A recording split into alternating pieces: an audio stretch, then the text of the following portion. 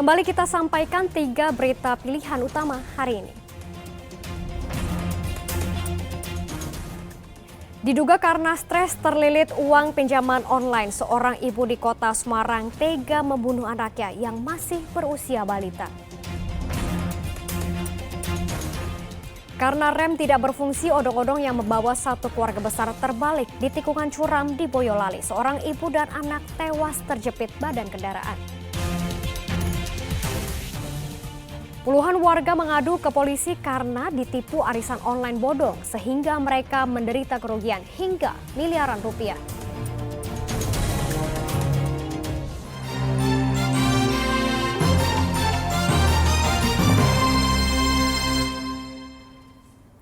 Jika mendapat tawaran arisan online, sebaiknya Anda waspada karena banyak yang bodong. Seperti yang menimpa puluhan warga di kota Solo. Mereka ditipu hingga kerugian total mencapai 2 miliar rupiah. Awalnya menggiurkan karena pembayaran keuntungan lancar. Namun akhirnya peserta arisan ini gigit jari. Puluhan korban arisan online bodong ini mendatangi Polresta Solo. Mereka melaporkan pasangan suami istri Brian serta Dian Utami asal Solo yang diduga menipu mereka. Total kerugian mencapai 2 miliar rupiah. Arisan online bodong terbongkar setelah terlapor tidak memenuhi janji mengembalikan uang korban pada 10 Mei 2022. Pelaku sebelumnya menjanjikan pengembalian uang 2 kali lipat. Para korban bersama kuasa hukum menyerahkan bukti transfer kepada polisi guna mendukung laporan mereka. Kami pengennya ya segera ditindaklanjuti karena kasihan ini korbannya kan pada orang-orang sepertinya menengah ke bawah gitu loh. Kan online yang lelang itu nanti ada lelang 8 juta, 10 juta. Habis itu nanti dapat tapi diputar lagi oleh pelaku gitu.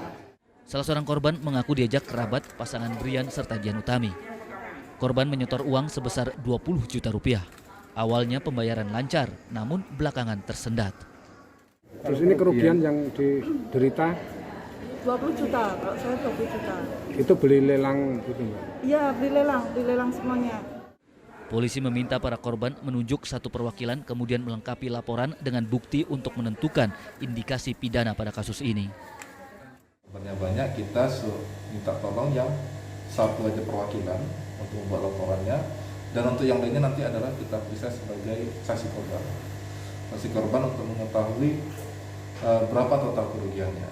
Nah, baru kita akan lakukan penyelidikan maupun penyidikan seperti itu. Korban arisan online bodong ini mencapai 40 orang dari berbagai kalangan. Mereka tidak hanya berasal dari Solo, melainkan daerah lain seperti Klaten dan Sukoharjo. Heri Prasetyo melaporkan dari Kota Solo. Informasi lainnya untuk Anda, Satuan Lalu Lintas Polres Grobogan terus menyelidiki dugaan pemerasan terhadap sopir yang terlibat kecelakaan. Polisi memeriksa pengunggah video dan sopir untuk menentukan kelanjutan kasus tersebut. Pada hari Rabu, pengunggah video bernama Eko Sugiarto dan sopir Cipto memenuhi panggilan Satlantas Polres Grobogan. Mereka dimintai klarifikasi terkait unggahan video yang menyebut polisi meminta uang 24 juta rupiah agar minibus yang terlibat kecelakaan bisa diambil. Eko mengatakan video yang diunggah ke media sosial sesuai fakta. Cipto sempat menawar harga dari 24 juta rupiah menjadi 10 juta rupiah, namun tidak mencapai sepakat. Lihat pasal 311, tapi tawar-tawar berarti sempat ngomong gini kok, Pak, kalau 10 ya jauh dari target. Ini yang bersangkutan udah mungkin kalau kurang 2 juta atau 3 juta nggak apa-apa, bisa maklum gitu. Itu kan jelas angka yang dimaksud angka segitu. Kita dari segi bahasa sebenarnya kita bisa memahami yang dimaksud. Polisi tetap membantah isi video itu karena tidak pernah menyebutkan angka saat Cipto hendak mengambil minibus. Apalagi minibus menjadi barang bukti dalam kasus kecelakaan yang menewaskan pembonceng motor pada April silam. Tidak benar, jadi yang diviralkan itu tidak benar. Apa yang disampaikan itu sama sekali tidak benar. Berarti akan melakukan proses hukum Bu ke depan Bu? Nanti kita lihat dulu. Tapi untuk kasus kecelakannya masih penanganan? Kasus kecelakannya masih proses penanganan, nanti kita lihat proses selanjutnya. Jadi tidak ada penuntutan nominal seperti yang Tidak ada. Polisi masih terus menggali keterangan sejumlah saksi guna memutuskan tindak pidana dalam unggahan video tersebut.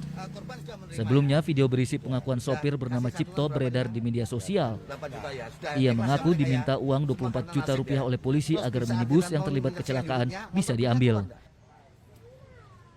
Arif Nur melaporkan dari Kabupaten Grobogan. Beralih ke informasi lainnya, pengelola Rumah Sakit Wongsonegoro Kota Semarang menyiapkan ruangan khusus dan berbagai perlengkapan untuk mengantisipasi kasus hepatitis akut. Pihak rumah sakit menyiapkan ruang khusus pasien hepatitis akut yang terpisah dari ruang pasien penyakit lain. Ruang ini berisi 32 tempat tidur dan selain ruangan ini obat-obatan dan dokter spesialis anak juga telah disiagakan untuk menangani pasien hepatitis akut. Sejauh ini kasus hepatitis akut yang menyerang pada anak belum ditemukan di Semarang. Virus hepatitis akut diketahui menular lewat asupan makanan atau mulut, sehingga pola makan sehat dan bersih menjadi cara efektif mencegah penularan virus ini. Penderita yang tertular virus ini biasanya mengalami mual, muntah, diare berat, dan juga demam. Jika warga menemukan kasus tersebut, diimbau untuk segera mendatangi rumah sakit atau puskesmas terdekat. Hepatitis kan termasuk menular, maka kita siapkan di parikesit ya, di ruang parikesit kita siapkan untuk nanti apabila ada kasus hepatitis. Belasan ekor sapi terserang penyakit mulut dan kuku di daerah Wojo Songo, Boyolali. Dinas terkait mengisolasi sapi-sapi ini agar tidak menular ke sapi yang lain. 15 sapi milik peternak terdeteksi terserang penyakit mulut dan kuku di Desa Singosari, Mojosongo, Kabupaten Boyolali. Petugas Dinas Peternakan dan Perikanan Boyolali bergerak cepat dengan memberikan vaksin sekaligus mengisolasi sapi ini agar tidak menular ke sapi lain. Sapi yang terserang awalnya dibeli dari pasar Pracimantoro, Wonogiri. Awalnya hanya 2 sapi yang terserang virus, kemudian berkembang cepat menular ke 15 sapi lain. Sapi-sapi ini mengeluarkan lendir dari mulut, radang pada rongga mulut dan lidah seperti sariawan, serta kuku terluka sehingga sulit berdiri. Selain itu, nafsu makan berkurang sehingga sapi-sapi ini tampak kurus. Boyolali masuk ke sini, 3 hari kemudian dia menunjukkan tanda sakit. Nah itu menular. Lapor ke kami datang itu posisi masih 2 ekor yang tertular, tapi di hari berikutnya tuh udah 15-nya tertular semua, cepat sekali memang. Para peternak diminta tidak tergiur membeli sapi murah karena penularan virus mulut dan kuku pada sapi mencapai 90-100%.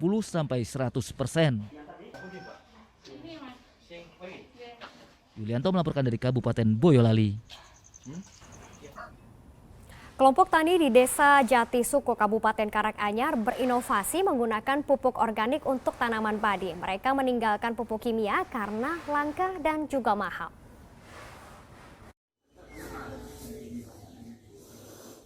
Tiga kelompok tani di Desa Jati Suko, Kabupaten Karanganyar tidak menyerah dengan kondisi pupuk langka dan mahal.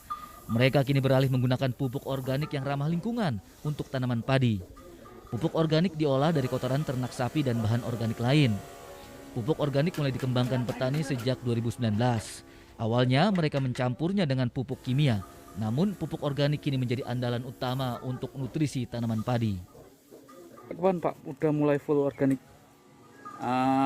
Kalau kita full organik itu 1 tahun. Wilayah Jatipuro itu kan kita rada susah mendapatkan pupuk yang subsidi.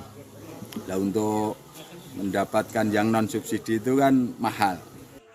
Berbeda dengan kelompok tani manunggal, mereka memilih pupuk organik cair. Air seni dari sapi, kambing, dan kelinci dicampur buah seperti pepaya, nanas, empon-empon, ampas tahu, debok atau batang pisang menjadi bahan baku.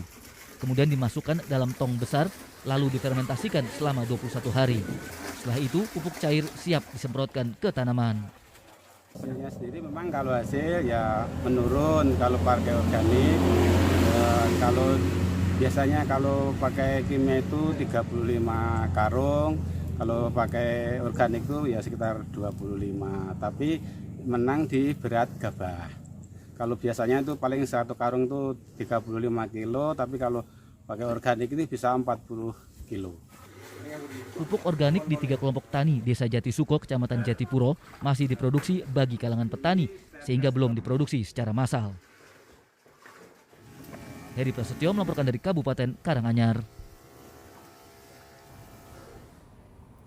Dan informasi tadi mengakhiri jumpa kita hari ini. Atas nama rekan yang bertugas, saya Janet Lee mengucapkan terima kasih atas kebersamaan Anda. Selamat beraktivitas dan sampai jumpa.